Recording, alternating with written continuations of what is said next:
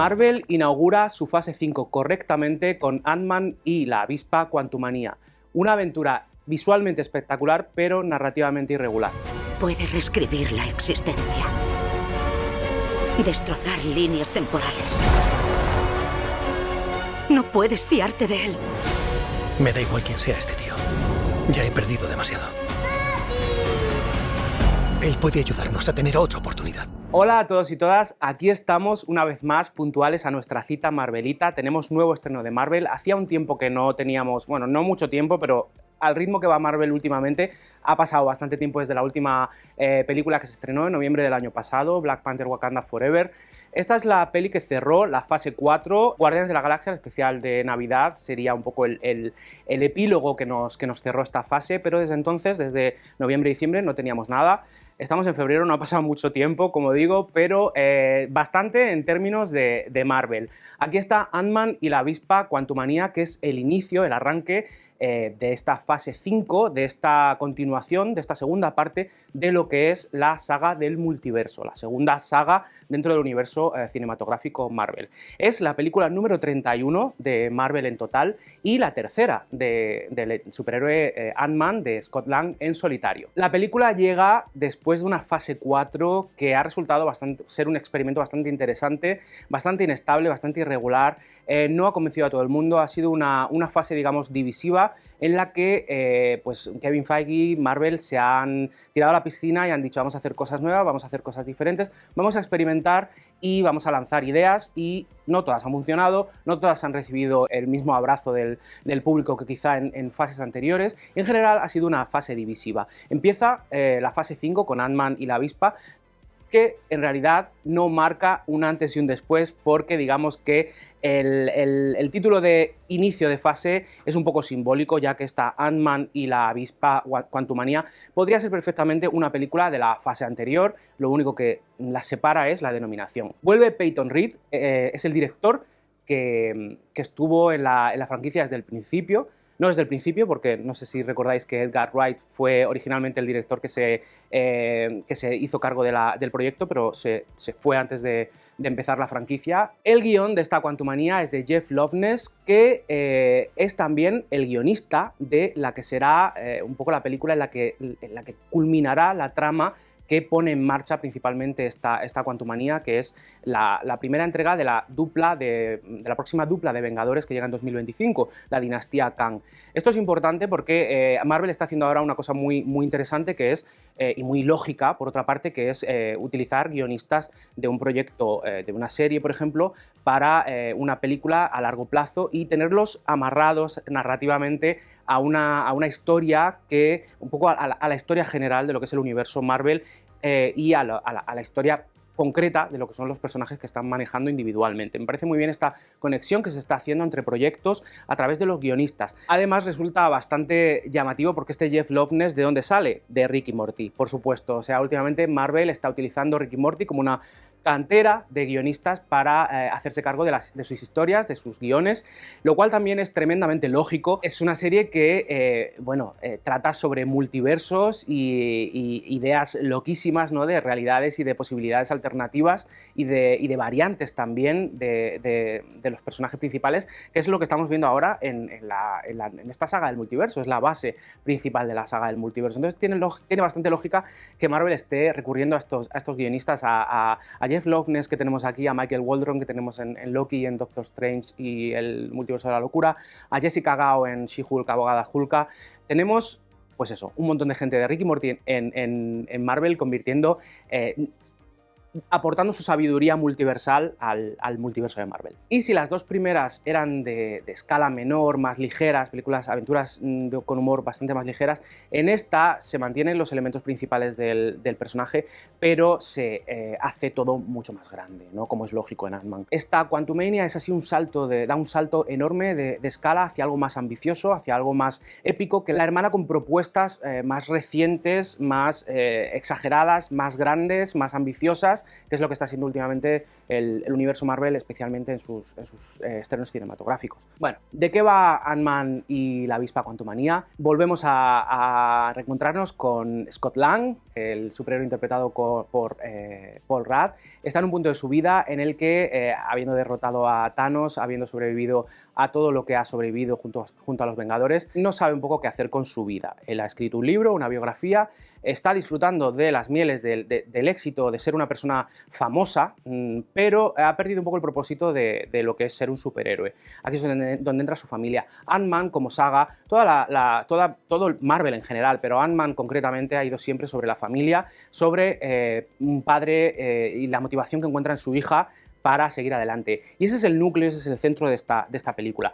En Quantumania conocemos a la nueva Cassie Lang, es la tercera actriz que interpreta al personaje en el universo Marvel, en este caso encarnada por Katherine Newton, que adopta la identidad superheroica y acompaña a su padre y a su familia en la aventura en el reino cuántico, en el mundo cuántico. ¿Qué nos encontramos en el mundo cuántico? Bueno, la familia se queda atrapada por una serie de cosas que pasan, se quedan atrapados en el mundo cuántico y se encuentran con un universo completamente vastísimo de criaturas extrañas y de civilizaciones que obviamente no conocían y que forman parte de un universo completamente secreto y oculto al ojo humano. Allí se encuentran, como decía, con la enorme amenaza de Kang, este personaje que ya conocemos, o por lo menos una variante que conocemos gracias a Loki, donde nos presentaron a El que permanece, interpretado por Jonathan Majors.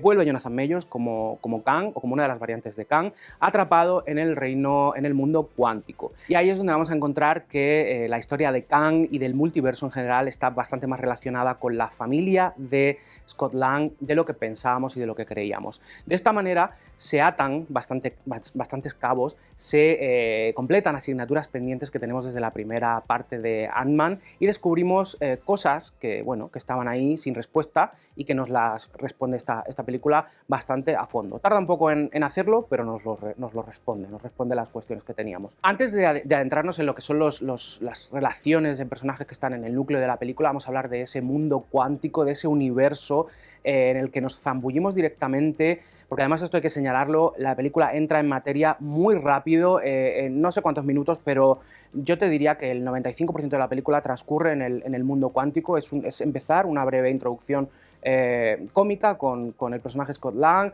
un poco de dinámica familiar y de cabeza al mundo cuántico. Es algo que se agradece por un lado, aunque por otro lado también quizá peca un poco de precipitado. Falta un poquito a lo mejor de introducción y de contexto ahí para enlazar bien lo que viene después. Este mundo cuántico es una cosa completamente desbordante a nivel visual, efectos visuales, diseño, criaturas completamente imaginativas. Es una creación muy grande, de lo más grande que se ha visto en el universo Marvel, y de nuevo nos presenta, igual que hizo Shang-Chi con su mundo místico, igual que hace Thor con el mundo con Asgard y los mundos divinos, pues aquí lo mismo con el mundo cuántico. Es un universo completamente enorme, inabarcable, en el que nos podemos encontrar cualquier cosa a la vuelta de la esquina.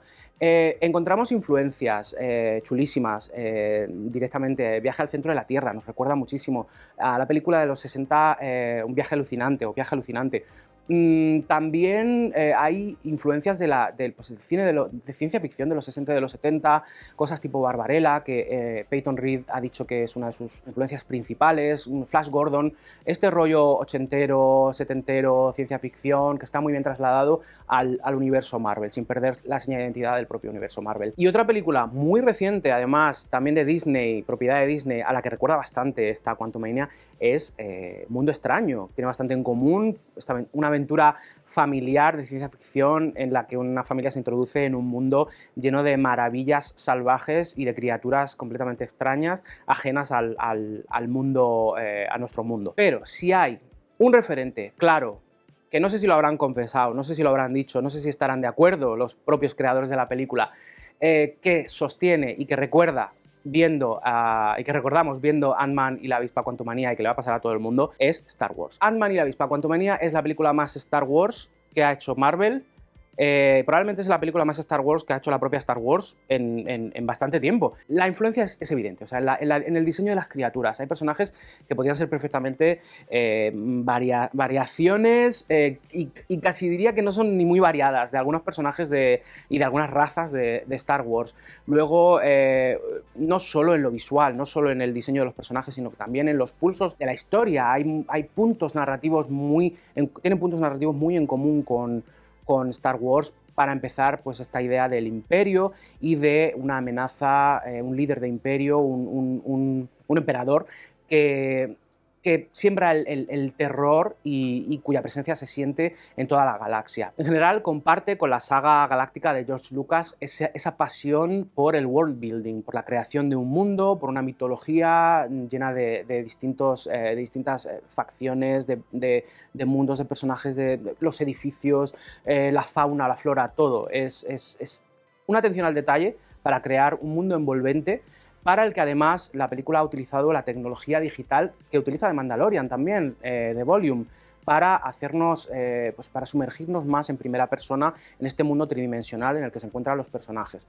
Esto tiene sus cosas buenas y sus cosas malas. La película, al ser un 95%, un 98% CGI, es decir, estamos viendo a los personajes pero están rodeados en todo momento de CGI, hay momentos en los que el CGI está muy bien conseguido y te da la sensación de que te estás metiendo en el mundo cuántico. Hay otros momentos en los que las cosas se mete bastante en terreno Spy Kids, que yo creo que eso ya se puede ver en los trailers. Es un poco irregular en este sentido visualmente. Entonces vamos a ver planos que son muy chulos de acción y visual y tal, pero luego también vamos a ver planos en los que vamos a estar pensando todo el rato, madre mía, el croma.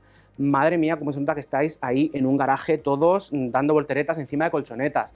Es una cosa que canta bastante y que puede sacar bastante de la película. Y esto a mí me ha hecho reflexionar bastante sobre el estado actual de las películas de Marvel, de Disney y de otros estudios también, en las que se están apoyando tantísimo en lo digital para absolutamente todo. Creo que el éxito reciente de Top Gun Maverick, por ejemplo, ha puesto bastante en valor el tema de los efectos prácticos y de lo que es hacer una película dentro de la medida de lo posible a la vieja usanza y recurrir a lo digital para reforzar, no solo pues eso, apoyarse principalmente en lo digital.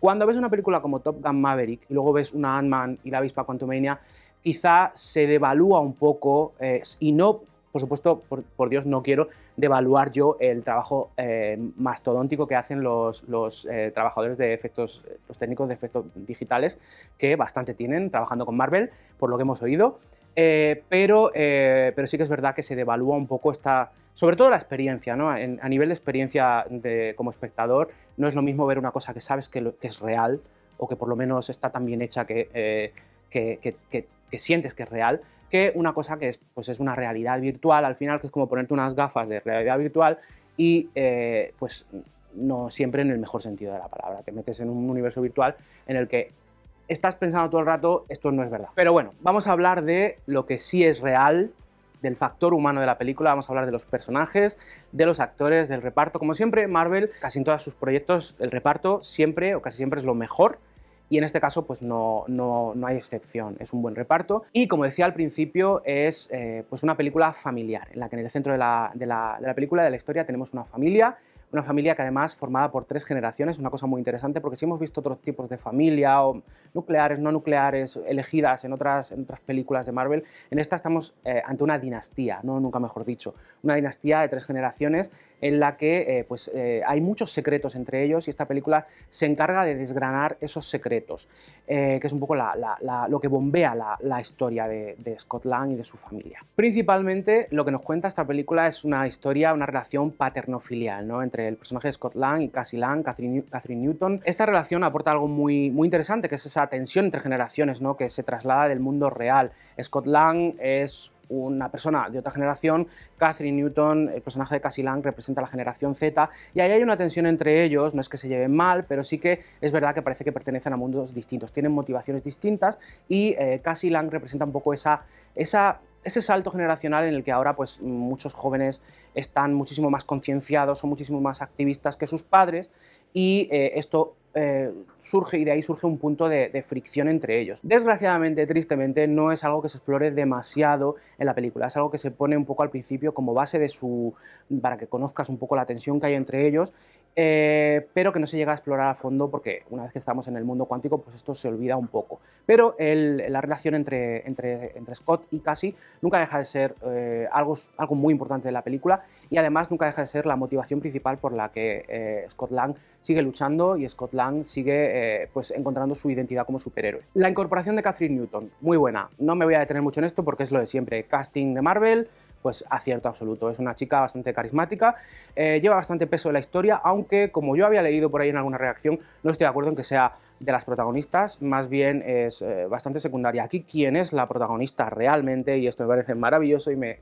resulta una sorpresa muy grata, es Michelle Pfeiffer. El personaje de Michelle Pfeiffer, Janet Van Dyne, hablábamos de que la película, a través de Kang, se relaciona y entronca con la primera película y con la historia de Janet Van Dyne, que como sabéis estuvo atrapada muchísimo tiempo en el mundo cuántico. Todo esto, pues la película sirve para atar cabos a través de su personaje, con lo cual ella asciende, da un paso al frente y se convierte en gran parte de la película en el personaje principal, en el punto de foco a través del que se desarrollan los acontecimientos y a través del que se presenta y se desarrolla a Kang como villano. Y no sé si en detrimento, ¿no? a causa de que Michelle Pfeiffer tenga más protagonismo, lo cual nunca va a ser malo en este mundo, quizá Paul Rudd queda un poquito más relegado a un papel un poco menos protagonista, es el protagonista pero tampoco, es un poquito menos que en las anteriores películas.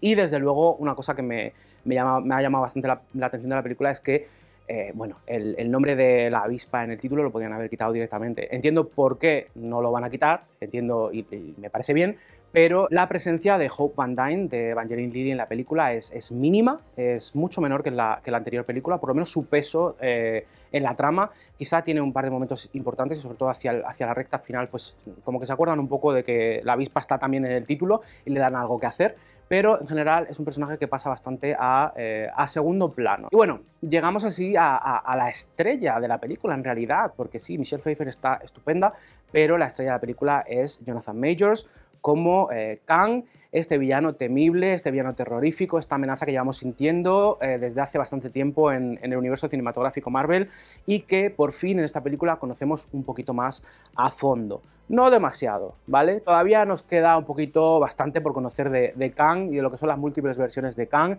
pero esta película por fin le da el foco, ¿no?, principal después de conocer a su otra variante en Loki. A estas alturas ya sabemos que Jonathan Majors es un actorazo, y es un actor que además, si tiene algo que lo caracterice, que lo diferencia de otros, es que se toma sus papeles muy en serio. Este señor está actuando como si estuviera en una obra de Shakespeare, está actuando como en un peplum. Él ha citado como referencia a Alejandro Magno, es un poco una referencia lógica, si conocéis lo que es el personaje de Kang el Conquistador en los cómics. Él ha sacado de ahí muchísima inspiración para construir un personaje de presencia, pues eso, que da miedo, cuya sola presencia ya impone. Que es una presencia además que se siente desde el principio y que se siente incluso cuando no está él en pantalla. O sea, es muy Darth Vader en este sentido. Aquí lo voy a entroncar otra vez, lo voy a relacionar con Star Wars porque me parece que Kang es Alejandro Magno, es un emperador, es todo lo que quieras, pero es también muy Darth Vader en el sentido de que su presencia oscura se siente en toda la galaxia, en todo el imperio del mundo cuántico. Y junto a Kang tenemos una nueva incorporación, una esperada incorporación, una divertidísima incorporación al universo Marvel con MODOK, un personaje, un secuaz, un villano bastante icónico de los cómics de Marvel, que ya hemos visto en animación, pero que no habíamos visto hasta ahora en acción real, y que aporta un toque completamente, el humor más cachondo y más surrealista de la película. No voy a hablar mucho de este personaje porque creo que es mejor descubrir los secretos y las sorpresas que nos depara MODOK, pero tengo que decir que a nivel de humor funciona, pero a nivel visual no me termina de convencer. Cuando apareció en los trailers hubo muchas burlas. También hubo gente defendiéndolo, en plan, pues ¿cómo quieres que sea una cabeza gigante con patitas colgando metido dentro de una cuna espacial? Pues ridícula, obviamente.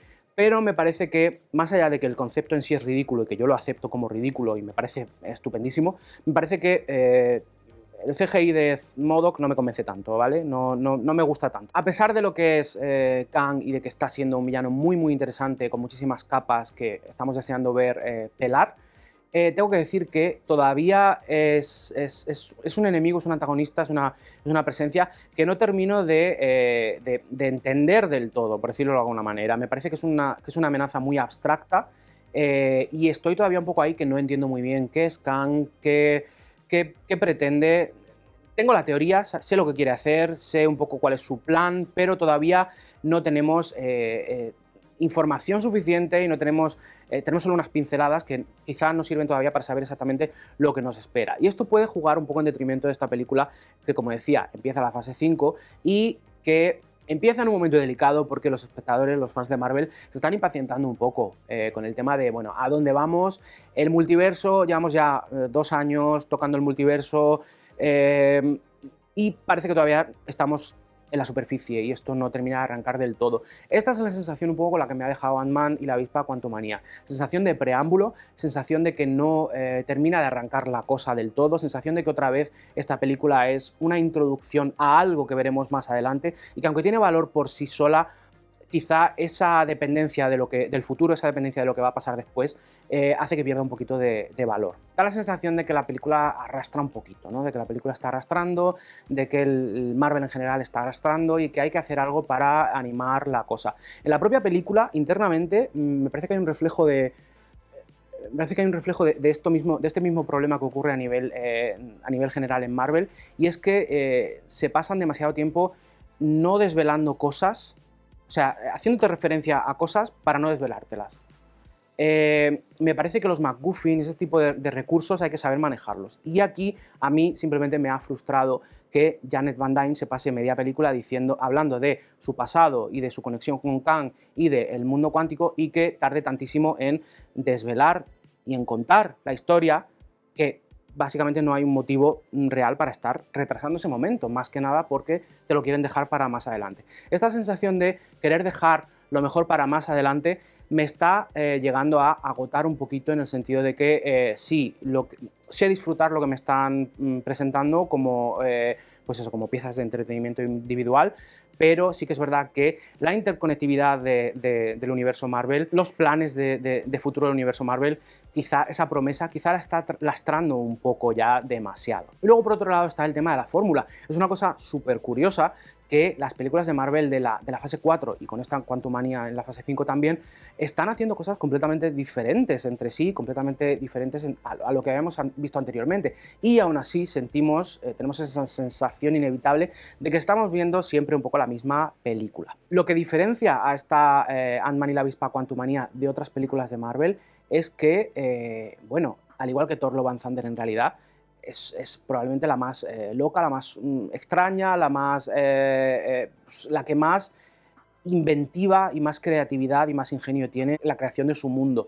Se nota que de nuevo Kevin Feige ha dicho: podéis volveros locos con esto es una película de ciencia ficción a lo grande y vais a meter todo lo que se os ocurra, criaturas de toda clase, edificios y naves con forma de pene, ¿por qué no? Vamos a meterlos. Cualquier cosa, o sea, es un derroche de imaginación continuo que la verdad que resulta bastante, que está bastante bien, pero que no se puede quitar de alguna manera, y curiosamente, y no entiendo, no llego al quid de la cuestión, por qué Marvel, a pesar de hacer cosas tan diferentes, no está resultando tan repetitiva, ¿no? Quizá hay que cambiar la fórmula, quizá hay que dar una vuelta a lo que están haciendo, hay que replantear un poco las cosas, porque hay algo que no está funcionando y que quizá está lastrando esta nueva saga, que nos está impacientando un poquito de cara a lo que nos espera en el futuro. Yo no dudo que lo tengan todo súper planeado y que todo lo que estamos viendo ahora y todo lo que hemos visto hasta ahora desde 2021, 2020, no creo que esté todo tan al azar y estén dando tantos palos de ciego como pueda parecer a simple vista. Creo que está todo bastante más medido de lo que creemos, pero hasta llegar al punto en el que todo converja y en el que todo empiece a tener sentido, pues a lo mejor corremos el riesgo de cansarnos un poquito, y eso es lo que me ha pasado con esta Ant-Man and the Wasp Quantumania. No me pasó con Thor Love and Thunder, y esto a lo mejor es polémico, porque quizás no le di tanta importancia en el esquema general de las cosas, pero esta Ant-Man y la avispa Quantumania lo que hace es poner los cimientos de la dinastía Kang, y como tal me parece pues un preámbulo en el que me quedo con ganas de más y con sensación, no con ganas de más, sino con sensación de que me falta, de que no llegamos, ¿no? De que estamos todavía ahí, pues rascando todavía la superficie. Hay que hablar para ir cerrando de las escenas postcréditos, ya sabéis, tradición de Marvel. Aquí tenemos dos escenas postcréditos, una a mitad de los créditos, o sea, después de los créditos principales, y otra al final del todo, como siempre. En este caso, las dos son bastante importantes, tienen bastante peso en la película, bastante peso de cara al futuro de Marvel, como decíamos, de cara a la dinastía de Kang. Muchas veces en Marvel ya sabemos que la última escena nos la reservan para un chiste final que al final te hace pensar ¿para qué me habré quedado yo hasta el final? Para esta tontería. Pero en esta peli merece la pena quedarse hasta el final, parece que han aprendido la lección y nos introducen una escena bastante potente, bastante explosiva, que tiene muchísimas implicaciones de cara al futuro. En general, y como resumen, Ant-Man y la avispa Quantumania no es un arranque, digamos, por todo lo alto de la fase 5, es un arranque correcto, cumple su función, cumple con lo que suele ofrecer Marvel. El problema ahora está en, ¿es suficiente lo que nos está ofreciendo Marvel hasta ahora con estas últimas películas? ¿Qué pasa? ¿Necesitamos una vuelta de fórmula? ¿Qué está pasando? Lo mejor de la película, sin lugar a dudas, es ese universo, es ese world building, como decía antes, esa mitología con la que se vuelven pues más imaginativos que nunca, y también la presencia de Jonathan Majors como Kang, que sin duda alguna es el personaje que junto a Michelle Pfeiffer llevan el peso de la película. Tenemos todos los elementos que nos vamos a encontrar en una película de Marvel siempre, ¿no? El humor, la acción, los efectos visuales, la emoción, el corazón, la familia en el centro, con ese toque original y ese toque un poco excéntrico y muy imaginativo que nos aporta el mundo cuántico y con el que Peyton Reed y el equipo de la película se vuelve bastante loco. Es una película que tiene puntos fuertes visualmente, que también tiene puntos bastante débiles, que a nivel visual la sobrecarga digital nos puede saturar, y que además también tiene bastantes elementos en general, tiene bastantes elementos. Es una película en la que pasan muchas cosas, como últimamente suele pasar en Marvel, pero que en esta te da un poco la sensación de ser, pues eso, bastante caos, en un caos de elementos, en el que pasan muchísimas cosas y en el que a lo mejor te puede costar un poquito conectar. Es decir, esto es una película de Marvel al 100%, para bien y para mal. El problema está ahora en que quizá de cara a las siguientes entregas, pues quizá Marvel necesitaría hacer algo con su fórmula, variar algo para de verdad impulsar algo que falta aquí, algo está fallando. Como arranque de fase está bien, es correcta, como decía, pero no creo que vaya a convencer a los detractores de Marvel o a las personas a los fans que están un poco cansados, ¿no? Que están un poco saturados y que no saben, que se quejan de que no saben un poco hacia dónde se dirige este universo Marvel en esta nueva fase, en esta nueva saga del multiverso. No creo que esta sea la película que reconcilie a los que están un poco, pues eso, recelosos con Marvel. Quizá la siguiente, no lo sé, pero esta Ant-Man y la avispa Quantumania no es el gran pistoletazo de salida que quizá esperábamos, o que quizá queríamos, o que la propia Marvel necesitaba. Incluso aventurándose en terrenos inexplorados como están haciendo hasta ahora y dando rienda suelta a la locura y a la imaginación, hay algo que está refrenando el universo Marvel y que está haciendo que últimamente sea un viaje cada vez más cuesta arriba.